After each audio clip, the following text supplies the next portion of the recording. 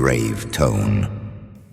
Welcome to Grave Tone Podcast, where horror comes to life in every form it takes. I'm Megan. I'm Arthur. And we're back from the movies. We are back. This month never stops. Won't stop. Can't stop, won't stop. Can't stop. I don't know the rest of the lyrics. Okay. Are there lyrics? I don't know. Is that a song? I don't know. It is now. Man, we are old. I don't know anything. What the fuck? We're back from the movie theater. Again, she says. It's only like the 5th time this month so far. All the time. I know, it's great. Keeps going. It's great. May is crazy. Love May. Yeah. Okay, well, we're back from the theater. Yes, thank you for the third time. Sorry, fucking hell. I need to segue into what we're talking about today. We drove back. See, I'm trying to find a way to segue. Oh my God, that's so bad. And you were my passenger because we saw Passenger. Ayo. That's terrible. Well done. Yes, Okay. We're back from seeing Passenger, the latest, only written and directed? Shit, I don't remember now. From Supposed to have your notes. Fucking hell, I don't have everything open. I'm sorry. Excuse me. No, okay, yes, directed, excuse me. The latest film directed by André Øvredal, a Norwegian filmmaker. I'm sure I'm mispronouncing that. My apologies. Who has directed a number of other projects. And in this house, we are big fans of the Autopsy of Jane Doe. Yeah. So God, that's so creepy. It has been, I feel like that one's been a difficult one, I think, for him to top since it's come out. Since that time. So he directed a film called Troll Hunter in 2010, which is like a dark fantasy. It's a Norwegian film. Okay, cool. The Autopsy of Jane Doe was 2016. That was his first English language film. Since then, in the more mainstream, he has directed the 2019 adaptation of Scary Stories to Tell in the Dark, which was pretty good. I don't love it as somebody who holds like a really big place in my heart for that book as a child. But, you know, it was decent. And then more recently in the last few years, he directed The Last Voyage of the Demeter, which I won't comment on because sometimes adapting one chapter of a novel written as logs of a captain on a ship doesn't necessarily make for the most entertaining vampire story, I will say, unfortunately. I mean, look, it was creepy. It was a movie, I guess. So anywho, that's where we're at with that. This is his latest, which definitely I will say every single film that this man takes on as a project is completely different from the last. Yeah. So I can appreciate that. That's true. Yeah. Very, very cool and very well done, this one. Yeah. Did you like it? I'm a little okay. Okay. Let me kick things off by saying that unfortunately, I don't think that this film did itself any favors coming out the same month as some of the heavy hitters that we have had this month. I mean, I think is the biggest problem because I'm coming off of 3 weeks already into the month. I am coming off of Hokum, At the Place of Ghosts, and Obsession. And it would have been very extremely difficult maybe to keep that run going in the first place of how fantastic all of those films were. Yeah. So unfortunately, I don't think that that's done this movie any favors, but also I'm feeling a little bit like meh about this overall. I mean, look, scheduling is scheduling, and you know, Correct. it's completely different companies that are doing it. Oh, Initially, yeah. it was supposed to run on the 29th, which is Backrooms. Okay. They pushed it probably because of that. Exactly, because of that. I mean, kind of sucks that it's opening apparently against the Mandalorian or whatever the hell. Oh yeah, something. Star Wars movie. The thingy with the Grogu there opens. Is that this week? Okay, I think so. I don't know. I don't watch anything that's Star Wars. Yeah. But yeah. Anyway, so it's opening against that. Look, doesn't matter. It is the movie. Yeah. Right? Yeah. It's good. Look, I like the marketing behind it. The trailer was super creepy. Yeah. You know, it was well done in that sense. And we will discuss a lot of those things. And as you know, give you a bit of an overview. And then we're going to go into spoiler territory, but not too spoilery. We're not going to do the whole plot and reveal everything. No. Still want you to watch it because it is still worth it. But we will talk about some more in-depth things that you don't see in the trailer and things that we... And, in this space that we're existing in with everybody complaining about lack of original horror, it's coming out all of this month. So pay attention to it. Go see it. Yeah, exactly. It's support the art that is being created in the horror community. We're all like complaining about it. This entire month is all original stuff that's coming out. So very well said. Yeah. that being it, tell me, how much do you dig this movie? Are we doing digs right now? I thought I was going to do synopsis first or plot. I forgot the format. Okay. Let me read the IMDb Jeez, don't listen to me. synopsis or summary, shall Do I? your thing. Yeah, it's a little bit late. It's been a week, guys. We're tired. Sorry. So, after a young couple witnesses a gruesome highway accident, they soon realize they did not leave the crash scene alone, as a demonic presence called the Passenger won't stop until it claims them both. Yeah. That's pretty Correct. spot on. Yep. Yep. That's pretty much it. You know what? yeah. This actually, if you put that together with the trailer, Yes. it makes a lot of sense. Oh, yeah, I suppose Because the trailer so. is very like nondescript in a sense. Kind of, yeah. know? It doesn't necessarily give too much away about like where we're going with the Yeah. story to an extent, so you do kind of have to watch it to get a better idea. Yeah, it's true. But that put together, yeah, I like it. Mm-hmm. Good job on that one, IMDb. I feel like, you know what? I feel like they have an easier time with the newer films Mm-hmm. on occasion because like maybe somebody's seen them recently. I'm not saying it's all of them. Some of them it's like one sentence and it's really bad, but sometimes it's like Sometimes they wanna somebody's keep the seen it and suspense. actually wrote down the synopsis like after they were like, aha, this is the summary of what the Mm-hmm. movie is about. Yeah. So okay, I guess first impressions and kind of coming out of all of this, based on the trailer, which I think I only saw once, actually, okay. weirdly. I know it was just like Yeah, not I've seen one it a that couple of times. I liked it. Yeah, I did not come across it very much. I don't know why. This was definitely a film that I was expecting to be heavy on like the jump scare aspect of things, like heavy on like that sort of more traditional, I guess, aspect of horror that way. And to lean into a sense of like eeriness, like, you know, this is like your scariest road trip gone wrong Right. kind of thing that you could think of. I guess I Did guess it get that? Did it do it for you? Yeah. I guess I mostly got it. Like Okay. overall, there are just aspects of, I guess, the writing and the overall plot and storyline that felt very generic to me. It also kind of felt like it was a little bit almost dated to a degree. This kind of Oh, you feels like find? this kind of felt like a movie that could have come out like a decade ago and it would have been the exact same film, if that makes sense. Yeah. Yeah, I can see that. You I know? mean, it was a very straightforward movie in a Definitely, sense. You know yeah. what I mean? There's Yeah. a couple of things I was like, okay, I know where this is going. Yeah. Even though it had the whole kind of like, you don't know what's going on. Is it a demon thing? Is it a road demon? Is it a possession thing? Kind you know, of. because I thought it was like some kind of possession thing from the trailer itself initially. You okay. know? I guess I could see that from the trailer. I definitely got more of a demonic possession thing even just from the trailer. I was like, something's going on the road and possession. Yeah, that's it. possession, Possessioning. Possessioning. It's possessioning people's. The possessioning is happening. Yeah, so I also liked it. Again, it's, you know, middle of the road for me. Ayo. Hey. Oh, fucking hell. All right. Right. So anyways, look, we're gonna discuss it. You know, Yeah. it's a good movie. I think it has its merits. It has good jump scares. It has a couple of really good effects and stuff. Is it a little bit straightforward? Sure. I did like the characters and what they were doing. You know, for once, or not for once, but I mean, for the rare occasions, they're actually doing smart things. Yeah. So yeah, you Yeah. know, but yeah, it feels like a movie that could have been made at any time. Kind of, yeah. Essentially, It yeah. lives in this ambiguous sort of space that I was like, okay. And, you know, I don't know. That's it. There were just aspects of the writing that felt very shoehorned in to be like, here is your exposition. This is what's going on. Like it, you know, definitely doesn't leave room for interpretation or anything. But Right, also, yes. you know, by the end kind of doesn't really answer all of the questions. So it was a little bit weird Huh. that way. Okay, well, keep that thought when we want to get into a little bit of a spoiler territory. Sure. Let me know what it didn't answer for Sure. you. Okay. So in terms of digs Yeah. regarding all of that, there were some good aspects of it. Like overall, the performances I thought were quite good. The like characters themselves, I did not hate, but it took me a while to actually like care about them at all.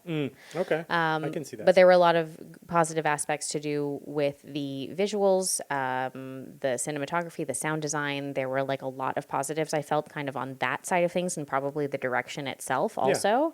So, but because of lacking aspects with regards to the story and certain things like that, I'm a little bit on like the middle to lower end of this one. I think I'm leaning towards like a 4.5 Right. out of Yeah, 10 right now, because it just felt like it would be a really easy movie to put on with a group of people because you wouldn't have to really pay attention to everything.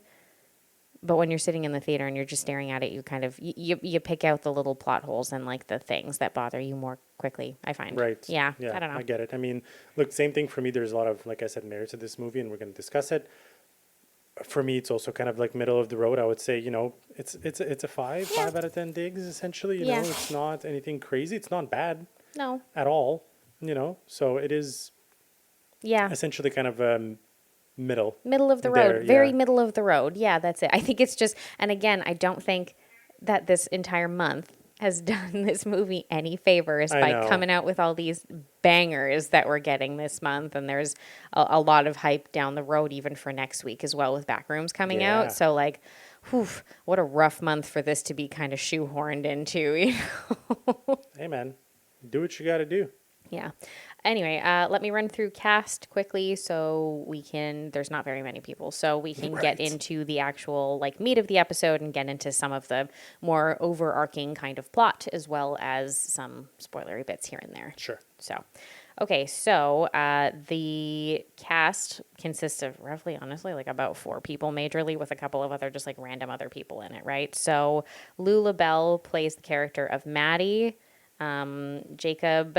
She's from Foundation. That we found out. Yeah, you were sitting I there was going, driving back. Who is this? Who do I remember her from? Yes. It was Foundation. Foundation. She plays one of the main characters. Very good TV show on Apple TV if you like sci-fi. Yeah, you're a big fan. That's it. I didn't. Because he was like, I recognize this girl. Who is she? And I was like, I have no idea, but it's because I don't watch it. So yeah. Seriously, it's a stacked cast in that TV show. I'd only watch it for the lead pace of it all because I love him so much. He's so good. Oh. Anyways, we're digressing. Okay, sorry.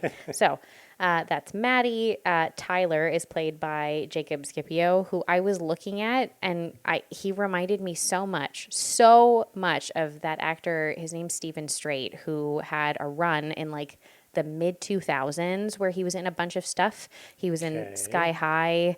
He was in like that remake of like 10,000 BC. He was in if you have never, this is going to be a throwback for people my age, but if you have never seen a movie from like the mid 2000s called The Covenant, I'm going to need you to watch. Yeah, I've seen that. I've seen it. We've seen it together. Yeah, we have. Yeah. He plays the main character in that. Okay.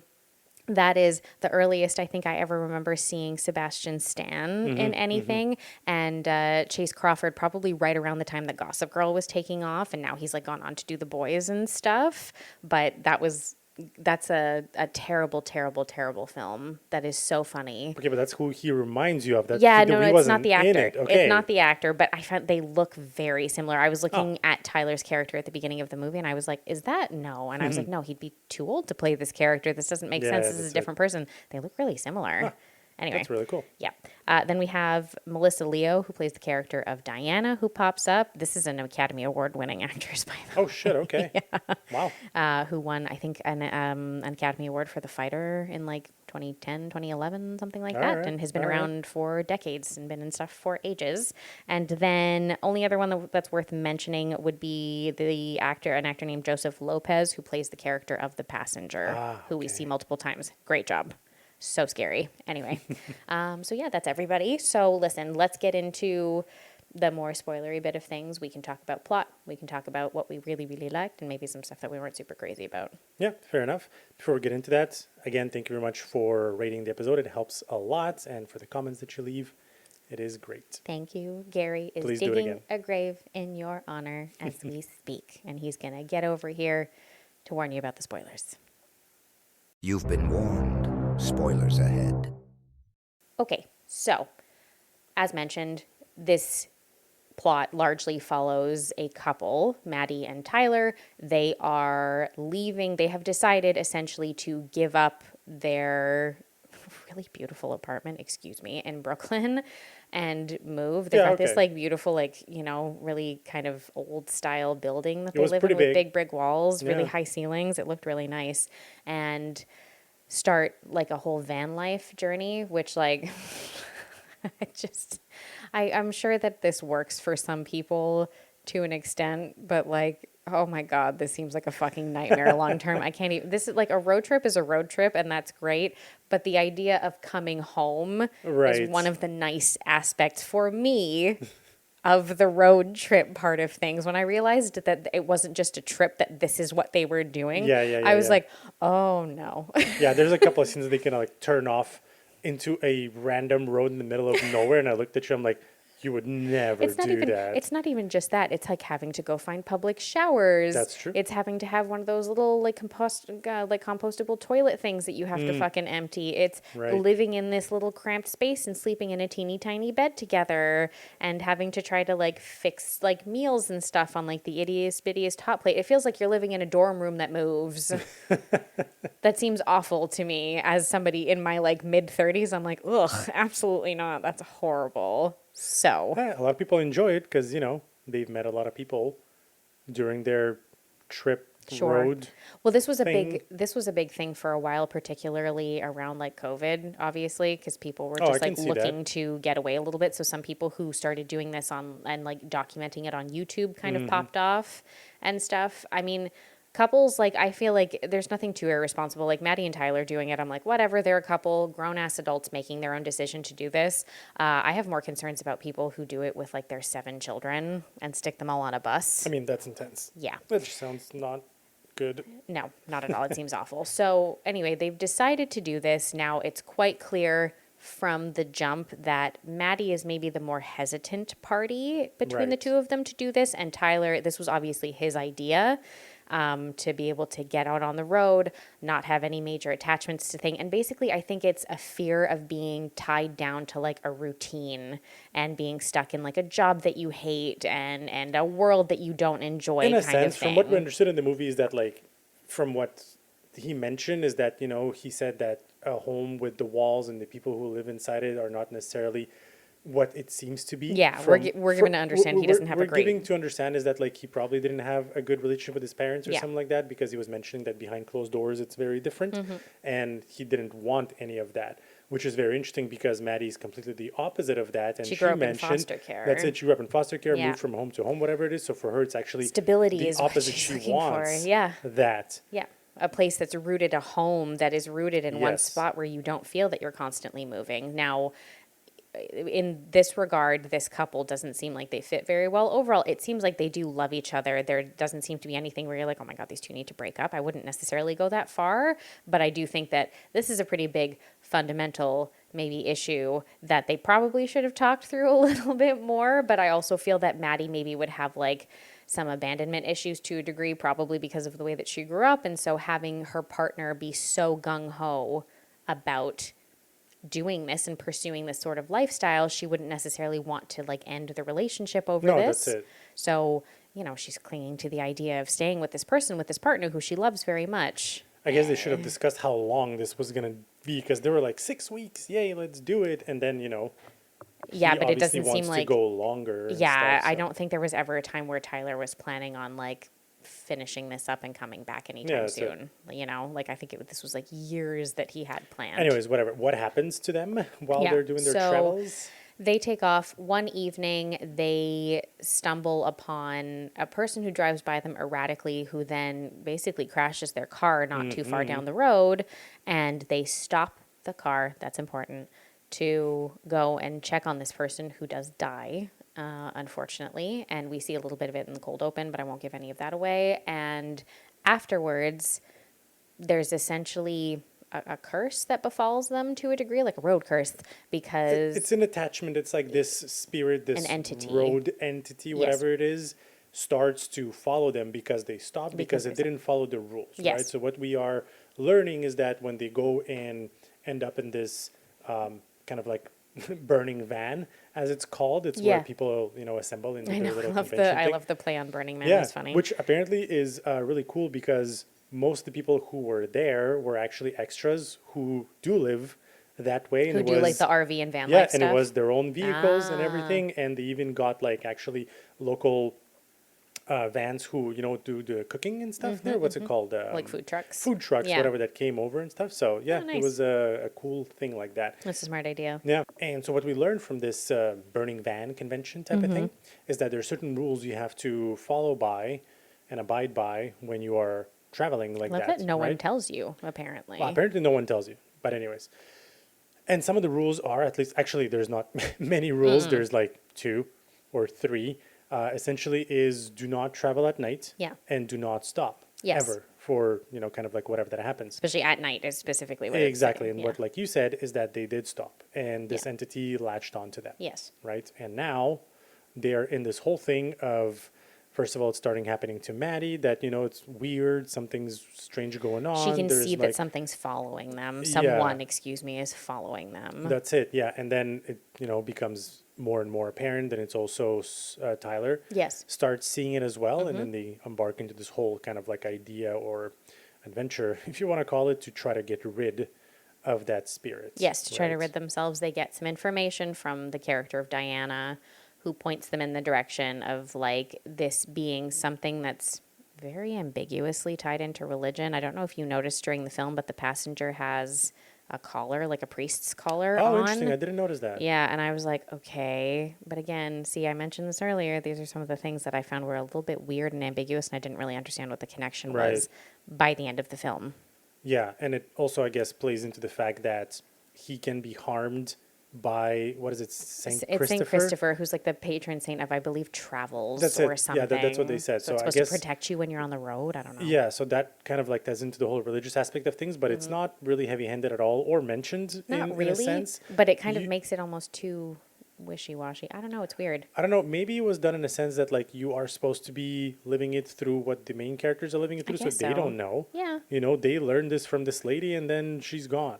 Essentially, Yeah. there's not a lot of information that they're getting from this. No, I suppose not. And maybe that's part of the point. I don't know. Yeah, that's it. It was just hard to tell if that was purposeful or if it was just like the writers skirting around the issue and being like, I don't know, because let's go, next scene. I don't know. Or editing, maybe some of it was supposed to Yeah, be in it's- there and they it's had to possible. cut some of it. I have no idea. Yeah. There are so many possibilities. And So, it doesn't matter. yeah. So that's kind of what we're looking at as an overarching plot. Shall we get started with what our favorite aspects of the film were? Yes. Okay. So, me for one, Mm-hmm. there's a few scenes, and I think we kind of spoke to about this a little bit just before. Yeah. The cinematography was very good. Agreed. Very good. Very, genuinely. Very good Yeah. because there are scenes that, first of all, are beautifully shot, Mm-hmm. and the way that it is shot creates that kind of like weird atmosphere of, scariness and freakiness Yeah. and everything. One of them, this is not a spoiler thing, but one of them was really cool where Maddie kind of goes, obviously they're in the middle of the night. Yeah. And she goes behind the truck and they have their four-ways on because their tire blew. Yes. And all you see is her on a black background Mm-hmm. and the red light from the car lights is Yeah. flashing, right? And when it goes off, it's pitch black. Yeah. And then when it goes on, it's just her, right? And she kind of like moves throughout the screen and then, crazy shit happens past that. But that scene like really stayed in my head. Oh, yeah. Because I was trying, it kind of stayed there because it was one of those that you have no idea what's going to happen. You're kind of looking in the background because a lot of the times during the other scenes is like the passenger is kind of in the background. It's also really hard to see, so I was totally expecting him to be somewhere in the back. He wasn't. Yeah. But it was a very cool scene, the way that they shot it. Agreed. Yeah. Yeah. Yeah. I will hop on that too because, yes, I would say that's it in terms of first favorites.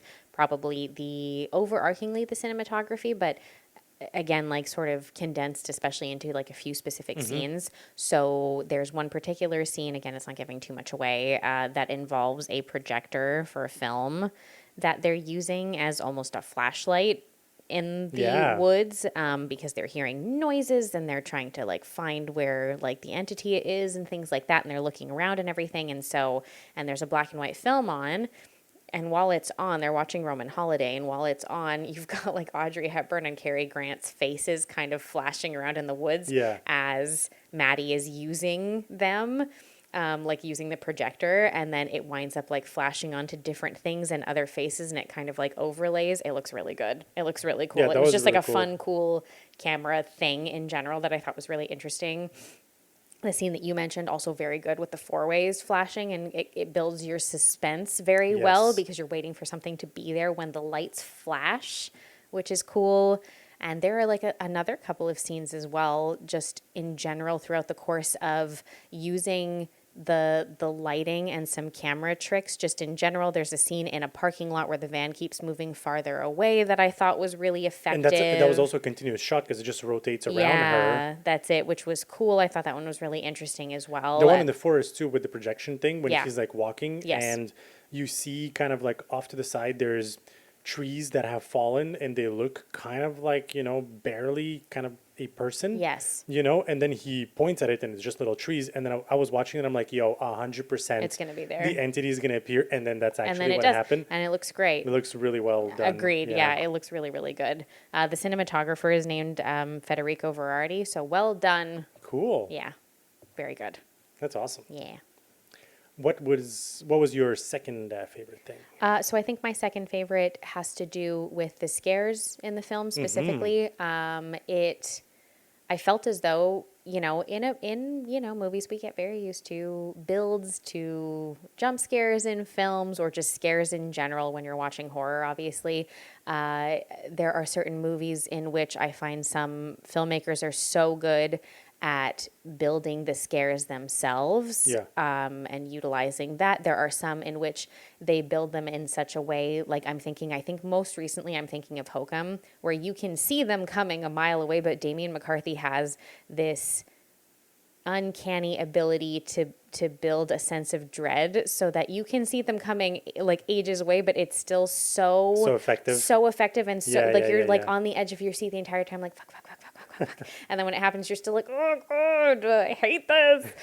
It's just like, it's so interesting to see different things like this. This film, I found what was really cool about some of the scares in this is that they were actually genuinely very surprising. There were at least twice that I can kind of think of off the top of my head in which there were scares that occurred that I was like, oh wow, I did not see that coming. You know, some of them they're built in a particular way, or it's sort of the way that the scare occurred. I guess I could kind of see that there would be one, but it circumvented my expectations in terms of how it happened, if that makes sense. And I really appreciated the kind of work that went into it, because it was like, you know, sometimes that's the kind of thing that you want, right? Like you're going into a film being like, I'm expecting that this one will have like a lot of scares in it and it will be kind of very heavy on that. Not everyone loves that, but sometimes you just kind of want like a more classic kind of feel that way, and you definitely do get that with this movie, I would say. No, it's true, very well said, because there's a few times that, you know, it was legitimate jump scare because of the way that it was built. Because of the whole situation that happens throughout the scene and everything, right? And this kind of like goes into one of my second favorite things, was that there are very cool transitions, and not videography speaking transitions, but transitions of the story that happen, that go from a very easy, light moment, you know, whatever. Things are happening, nothing too crazy mundane, you know, like she gets out of the gym and she's walking through that parking lot, and then it just slowly builds from there. Weird shit is happening. There's people sitting in their cars and smoking, and it's just kind of strange because it's middle of the night, you know? Well, and then the van moves, and then there's this stuff and that stuff. And from a direction perspective, outside of just the visual aspect of it, I did like that scene a lot, because they did a good job of demonstrating just the general sort of level of unease that women can feel sometimes in a situation like this, just walking through something as simple as a parking lot at night, when, again, someone could be innocuously just smoking in their car, but there are two men in a weird wood-paneled car, and it's just an old car, and they're looking at her when she walks by and things like that. And it's just things that maybe you add an extra level of sort of paranoia in your own head when you're doing it. And so a lot of people other folks won't necessarily understand it. But I think a lot of women who are in any public situation at any time, particularly at night, and particularly if they are on their own and there is someone who appears to be looking at them, there's just a level of unease that kicks in almost immediately. And it does make you like extra paranoid about things. But that's what I'm saying. So I found that there were a lot of scenes like that started like a little bit of nothing, whatever, but then the way that it's shot and the composition and the story, how it goes, you know, it builds into something that is pretty scary. Well, and essentially towards the end of it. like I do have to give some credit for certain aspects of the characters that way, like Maddie being, being a woman, and obviously just like a couple of those specific scenes that she experiences, also being the first person to start experiencing any of the phenomenon sort of attached to the passenger showing up in the first place, and her being the first one to clock it and see what's going on.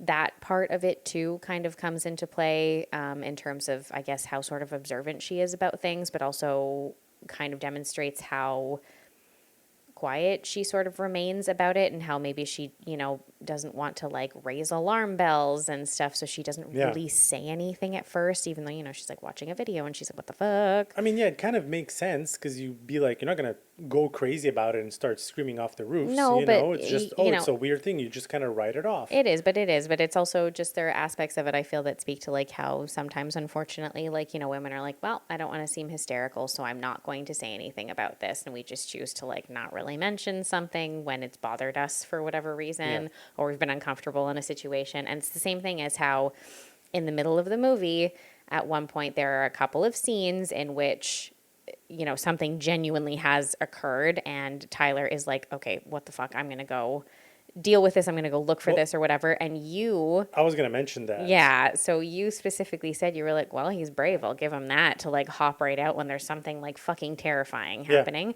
And I agree that he is. I do. I don't really discount that, like in the sense that he is willing to like find a solution to the problem, or at least go looking for an answer as to what's going on. But I definitely also think that plays very well into the aspect of like a pretty big, straight, conventionally attractive man will kind of, you exist in a world to an extent where it's like it's sort of the general mentality of nothing's really going to happen to me. So like, just like in like a day to day. And I feel like maybe that even transfers to times like this, where it's like, I'm sure that I will be okay somehow if I go out there and try to find what the fuck is going on here. Like when he goes looking for the keys and stuff, I feel like there is like, it plays on like a little aspect of that where she's like, absolutely fucking not. And he's like, no, I'm going to go out and I'm going to get the keys and we're going to go. And I don't think that there's anything wrong with it. It was just like an interesting observation that I had throughout the course of it, where I was like, oh yeah, okay. It feels like something that would happen. I don't know. I really didn't see it like that. I was more like, okay, this guy actually believes her, and he's not like, oh no, you're crazy. Oh no, no, you're I just genuinely seeing think things, whatever. I think he does. Like after he sees how freaked out she is in the parking lot earlier on, I think he is. And obviously he's observed something happening right before he does this. But that's it. Again, I think it's sort of like he does it like a few times in the movie. He kind of charges out to go and take care of something. And I do think it exists in that place where a lot of men feel more comfortable doing something like that, because they feel less likely like that something's going to happen to them while they are. I guess. I don't know. It's fine. Maybe. I don't know. I just thought that he was like, okay, I'm going to do something about it, because, it's obviously attacking her or them, but it clocked her first. So I feel like it's perfectly normal for you and I to have a very different perspective on that. That's totally fine. Yep. I know. That's what I'm saying. That's what I'm saying. Because that's what I'm saying. That's the way that I saw it. But it's interesting to hear how you saw it, right? Because I was like, oh, yeah, okay. You don't have the keys. What are you going to do? Sit here? It just attacked the van and rocked it like top to bottom. So, yeah, you should probably go and do something, hopefully. I know. I would just be more likely to formulate a plan first and not just be like, I'm going out, I'll be back. Oh, no, that 100%. Look, that I agree. You know what I mean? Like, all of that, I was like, okay, cool, he's all doing this, but I'm also like, okay, well... You're going out there by yourself with nothing. So. Yeah, I'm not saying that this is what I would have done. Probably would have tried to come up with maybe some kind of a better solution. I don't know. Or anything. Yeah. Probably wrap myself in armor. Yes, the armor that you're carrying in your van for your van life. They had everything there. They had a very cool van. Hey, even some of the RV people, they were like, hey, get back into your Airbnb on wheels, because they were like, oh, this is a fancy shit. Well, they were making fun of it, right? Because they were like, oh, these are like not the serious people, because they're not like lifers. They've not been doing this for decades, blah, blah, blah, that stuff. We're not the leftover hippies, who are just like doing this. They're people who have been like, this is going to be trendy. Let's go do this, and then start an Instagram about it kind of thing. Actually, yeah. Kinda. kind of looked like that's something they would do. It felt like I wasn't sure because like Tyler does have like a thing, like he follows an account of this guy that's mentioned a couple of times, right? That they meet at one of these like van life convention types of meetup places or whatever. When they do that, you know, he follows this guy and he's like, oh, I love your like account. I've been following you for ages, blah, blah, blah, blah, blah. And I'm like, right. Okay. Yeah, that's it. So I could see them trying to turn this into like something that's monetized potentially. Yeah, it makes sense. Yeah, exactly. But yeah. Okay, and then I guess third thing in that regard too that I liked a lot was the atmosphere of the film. I thought was so interesting because this is set on the road, so it's like, you know, here we go, we're out on the road, we're in all these different places.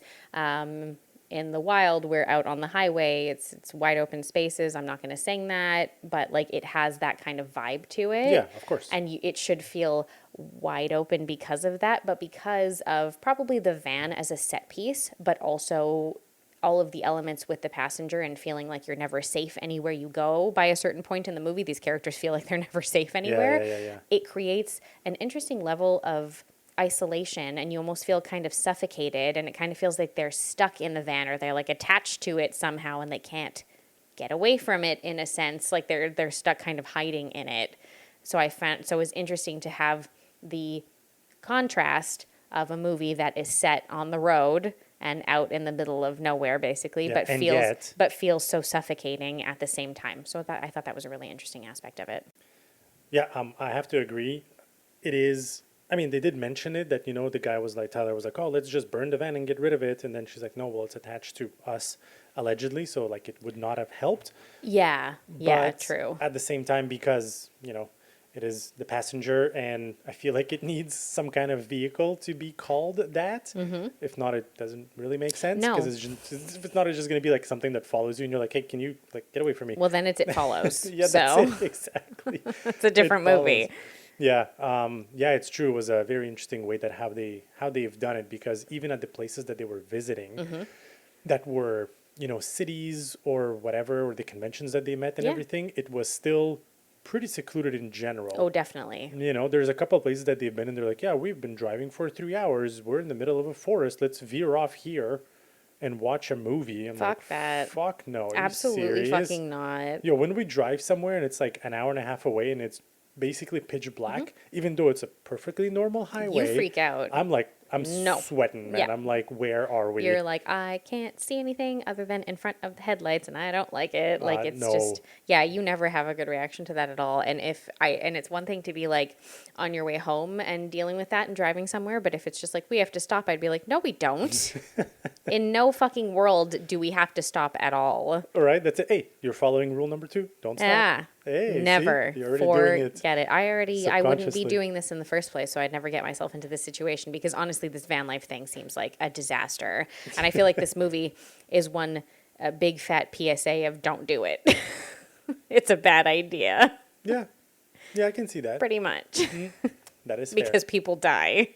Yeah, oh my God, seriously. Hey, speaking of people dying, there were not too many No, there weren't a ton of kills in the movie. but I have to say that they were very well done. Yeah. You know, there's, a few? Anyways, whatever. Yeah, whatever. A handful. A small handful. It's a small handful, but the effects, and I feel like a lot of it was practical, I want to say. I feel like it definitely had like a digital overlay over it. Yeah. Because like of the blood and stuff, you can just sort of see it. It's very difficult, I think, to make that look super realistic. But yeah, no, overall, like they were quite jarring when they happened. It. So There's even one of them that you're like really not expecting it to happen, because just, you know, the situation that they're in. Sure. And then bam, and you're like, oh, fuck, okay. Yeah, And it's like absolutely. they show it and everything, you know? Yeah, it was well done. Especially the one at the end with the whole, you know, melty face. I'm not going to expand more on that. Oh, yes. No, it's true. Overall, I thought that's it. I thought they looked pretty good that way. Like, you know, that's it. It didn't feel the need to like have a bazillion kills in it, but it didn't skimp on the ones that it did have, basically. Mm-hmm. Yeah. Yeah, that's it. It's true. Yeah. So those were well done. I have to say there's one thing I thought could have been done a little bit better. And nothing taking away from the character and the way that the passenger was played. Yeah. Himself, the character design of that character. My God, I said character 17 times in the past 5 seconds. The character design of that entity, I Yes. thought was lacking a little bit. I- It was yeah. too generic. Nothing Yeah. insane. You know what I mean? It just looked like some makeup and A it was creepy guy. a creepy guy. He kind of looked like he could have been like in a Conjuring or an Insidious film just Yeah. as easily as he was in this one. Yeah, if that's that it. makes sense. That, Yeah. that was about it. I was kind of expecting a little bit more from it. I get Or, that. you know, sure, he could be like normal looking, whatever, but then when he gets into the whole, you know, aspect of things, he would, I don't know, transform or behave in a different way. No, it was just very, very plain. Yeah. And I think part of that too, again, just leads me to some of the aspects that I was like, okay, I don't like, you know, there's all this talk about when the highways were being built, you know, you've got to Right, follow the yes. symbols because there's a symbol that you see multiple times throughout the course of the film and stuff that's supposed to mean something. And eventually Maddie kind of figures out what it does mean and Yeah, it's stuff. the whole hobo code. That Yeah, actually yeah, exists yeah. is a Yes. thing. Yeah. Right, so she does kind of like, you know, use that, and the characters do use that throughout the course of it, and that's something that you get from some of the van life people and all that kind of stuff. That's fine, but it's the tie-in to the religious aspect of things that I was like, what the fuck is this about? I don't get it. Yeah, I don't know. I don't get it, and it was like, There's like a missing piece there. yeah, because because it became like it became like a thing of just like, here you have to use like some sort of religious symbology, like the Saint Christopher thing I can just buy because of the whole being the patron saint of travels and protecting people while they're traveling. But there are other aspects, and again, I won't go into too much detail, but there are other aspects of religion that come into play that are meant to help protect the characters and play a big part, particularly in the latter portion of the movie, that I was like, I don't understand this. And I don't understand what the passengers tie into anything religious is at all. Right. Yeah, we also didn't get a lot of backstory on him as an entity. No. Like, where did he come from? It's very sort of, sees a thing that exists, and you're like, okay. Just roll with it. Yeah. Let's just Yeah. accept it, okay? It does have a little bit of it. The exposition does have a bit of a just roll with it feel to it. That I was like, this felt a little bit rushed, or like somebody had to cut out aspects of the story. That's probably what it was. Yeah. Yeah. It's not really any one person's fault. Sometimes it's just like everything that comes together that has to happen. Unfortunately, to make the movie happen sometimes means that the story suffers for it. Yeah. And a I little kind of bit. did with this, I find. So, yeah. That I wasn't a big fan of. But anyway, there were fun things about it, but it just felt very middle of the road for me. Yeah. Yeah. That's it. Maybe there's something else to discover in the story of Maybe. it, something in the background. I remember reading that they did a podcast on Bloody Disgusting about this. Okay. But it was kind of like passenger, quote unquote, stories from the highway. I So see. it's like, you know, things that happen on the highway, whatever it is. Maybe there's something there. I don't know. To a degree. I mean, look, the poster for the film, right, advertises this whole thing of like however many tens of thousands or hundreds of thousands Yes. of people go on road trips every year and how many people allegedly disappear. I don't know if that's a real statistic or not. don't I'd know. have to look into it. But I think it's meant to partially play on that as well. You Yeah. know, people who the idea, and it's mentioned in the film, like the idea of people who kind of leave to do things like this and then sort of vanish without a trace. And we've seen, you know, that this does unfortunately happen sometimes, right? There have been really famous true crime cases in the Yep. past, like the whole thing with Gabby Petito and things like that happened like a few years ago and stuff that do unfortunately point out that this sort of thing happens. It's just that there's normally more of an explanation for them. Not That's it. always, but normally. Yeah. Exactly. Yeah. So, anyways, look, like we said, kind of middle of the road, right? Agreed. Some things are lacking, some things are very Yeah. good. as It's fine. We were on mentioned, a and- really, really strong streak. We couldn't stay with it forever, guys. I can't stay with the 9s and the 10s out of 10s here forever. There's no way that was going to happen. So It's okay. yeah, that's fine. But listen, next week. Next week, Whew. next week there's so much lore. I started reading into this a little bit for the whole Backrooms thing. Oh my god. There is so much. We might even need to do some kind of a mini episode just on the lore of it because Yeah, there's I feel a like lot going I on. feel like we're gonna need with to. Backrooms. We need to educate ourselves before we kind of go into the film. Yeah. And then afterwards, probably even figure out how all of it ties in properly as well. So that'll be interesting. It looks like we have homework for next week. Homework. Great. And man, yeah, no, that's it. We're just gonna be closing out the month with a month of bangers. That's Oh, it. yeah. It's been It's awesome. crazy. It's great. I love it. And I'm kind of hoping that in between all of this, we can find some time and see if Saccharin is playing in our area. I do not know if it is. If it is, we definitely want to check that out. And there's also Corporate Retreat, Yeah, I which keep is coming hearing out about as that well, one, yeah. which is going to be another one that I think is probably going to be interesting for people like myself who exist in a corporate environment much of the time. I kind of appreciate when people play on like workplace horror. It's a Right. bit niche, but I find it cool when it's well done. So Nice. anyway, Hey, yeah. looking forward to it. Yeah, so we'll see how all that goes. And yeah, we'll have all of that hopefully before the end of the month for you. But in the meantime, guys, stay scared and stay tuned. Ciao, guys.